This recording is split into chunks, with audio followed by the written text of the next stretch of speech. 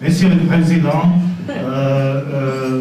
Mesdames et Messieurs, membres du club Rotary de Mélan, je suis très heureux d'avoir accepté l'invitation de votre Rotary Club ici de Mélan pour votre soirée de lundi aujourd'hui. En fait, je vais introduire mon petit pays, la Slovaquie.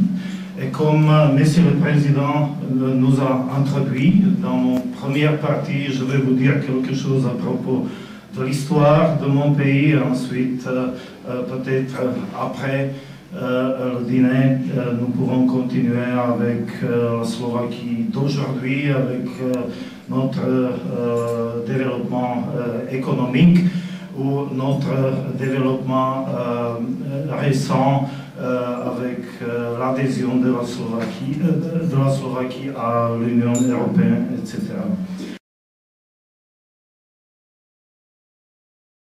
Alors, en ce qui concerne l'histoire de mon pays, je voudrais d'abord dire que cette année 2008, c'est une année où nous célébrons le 15e anniversaire de l'existence de la Slovaquie indépendante, mais à la fois le 90e anniversaire de la fondation de la Tchécoslovaquie, parce que la Slovaquie, évidemment, était à l'époque le parti de la Tchécoslovaquie.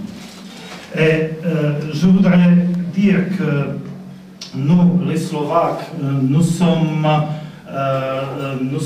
les Slaves, nous sommes une nation slave, et les Slaves ont venu ici en Europe. Nous disons que la Slovaquie est située pas à l'est de l'Europe, mais nous sommes tout à fait le pays de l'Europe centrale, parce qu'il y a d'autres pays, par exemple l'Ukraine, mais aussi même la Russie, qui font aussi la partie de l'Europe orientale. Alors, les Slaves sont venus en Europe en 5e, 6e siècle, et ensuite nous avons dans le territoire de Slovaquie aujourd'hui, il y avait créé premier empire qui s'appelle l'empire de Samo. Ensuite, peut-être vous avez entendu que plus tard, au 9e et le commencement du 10e siècle, c'était l'empire de Grande Moravie.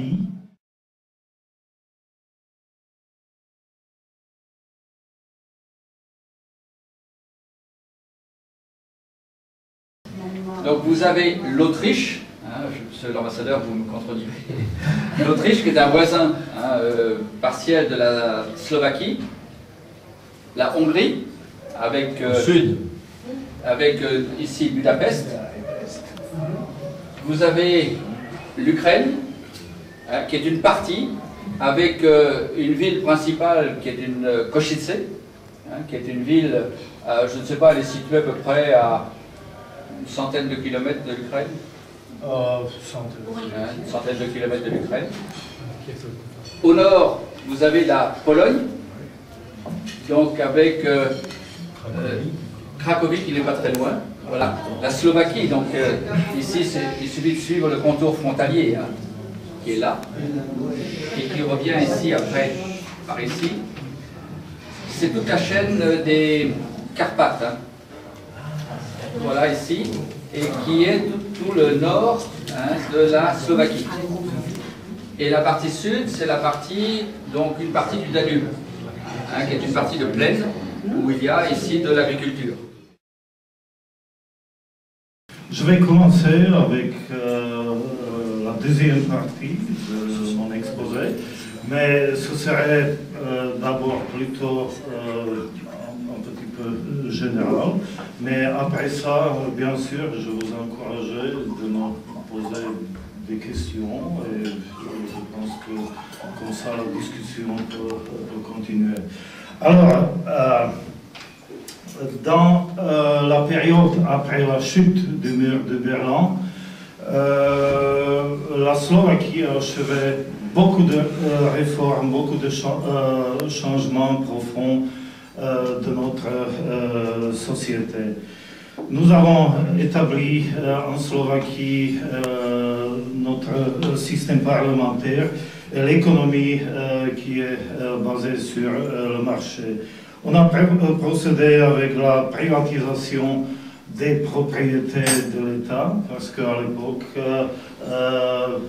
pratiquement toute la République appartenait à l'État et c'était un peu catastrophique de point de vue économique aussi.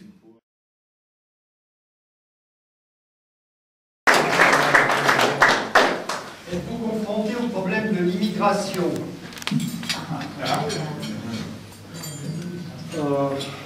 L'immigration.